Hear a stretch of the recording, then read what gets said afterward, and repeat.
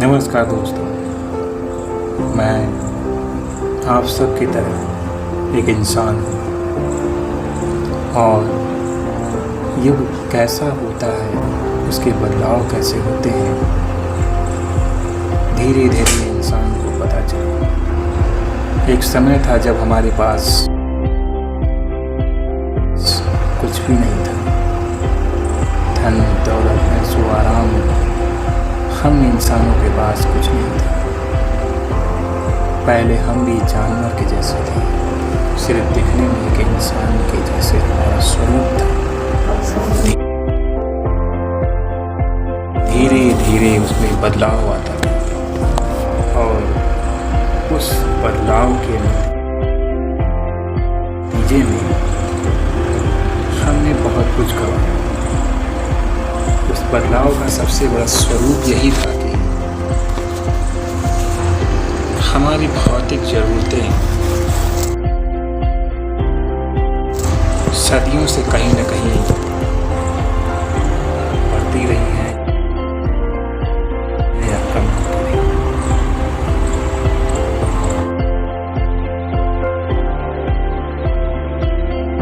भौतिक ज़रूरतें यानी कुछ आवश्यकताएं जिसके लिए हम हमेशा तत्पर रहे।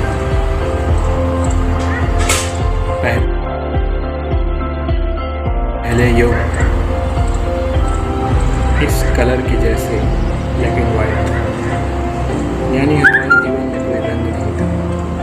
हमारे पास संसाधन नहीं थे, हम किसी भी तरीके से अपना जीवन यापन करते थे और खुद को बचाए रखने के लिए हम इंसानों से जुड़े करते थे। हमारे पास सेंस नहीं था उस वक्त सोचने का, लेकिन जानवरों से कहीं ज़्यादा सेंस हम सभी में पाया। ऐसा माना गया हम सभी हमेशा एक रिसर्चर और इसीलिए उस ब्लैक एंड वाइट की दुनिया में हमारे विचार में भी कुछ परिवर्तन आने लगे। हम भी सोचते थे कि कब हमारे जीवन में हमारी भौतिक ज़रूरतों की पूर्ति होगी, और धीरे धीरे वो दिन हमारे करीब आता है। हम पहले अपने खाने की व्यवस्थाओं में परिवर्तन करते चले गए, फिर धीरे धीरे संसाधनों की तरफ हम दौड़ने लगे। संसाधन यानी कि उस तरह समय टेक्निकल चीज़ें नहीं थी, खच्चर थे, तांगा था और बहुत छोटी छोटी चीज़ों के जरिए हम बड़े बड़े रेगिस्तान पर चलते थे। फिर उसमें परिवर्तन आया और हम एक इंसान बने। उस परिवर्तन के कारण हमारे अंदर का स्वार्थ धीरे धीरे बढ़ने लगा। जब हमारे पास कुछ नहीं था तो हम मेहनत करना जानते हैं, अपने मकसद को पाने के लिए एक खोज करते थे। सब कुछ हुआ हमारे पास तो हमारे स्वार्थ में अधिकताएं बढ़ने लगी। ब्लैक एंड वाइट की दुनिया एक कठिन दुनिया थी। उस दुनिया में हम सभी कहीं न कहीं ज़रूरतों से घिरे हुए थे। रहने के लिए छत नहीं था,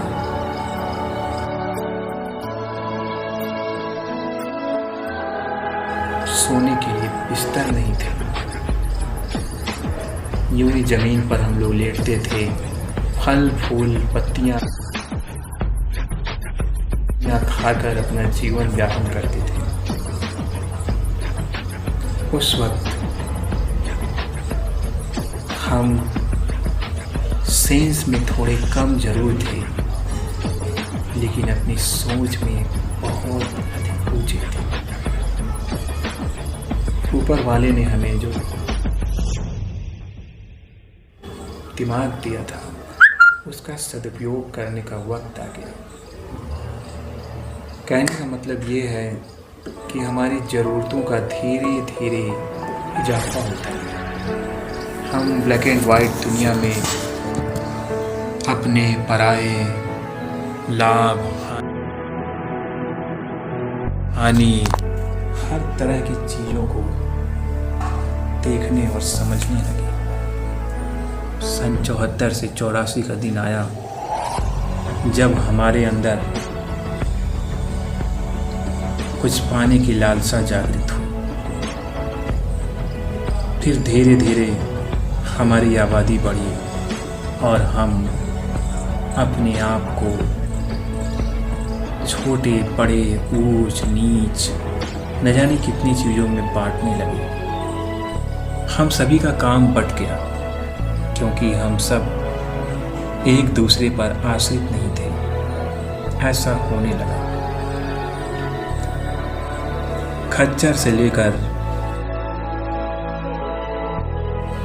धीरे धीरे छोटे छोटे गाड़ियों का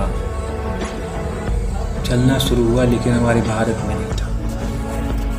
भारत से बाहर के लोग इस पर काफ़ी केयर करते थे और वो लोगों ने बहुत बड़े बड़े शोध किए। फिर धीरे धीरे वो चीज़ें विदेश से, बाकी जगहों से हम तक पहुंचने लगा। यानी हमारा विकास हमारे हाथ में है, ये हमें लगा।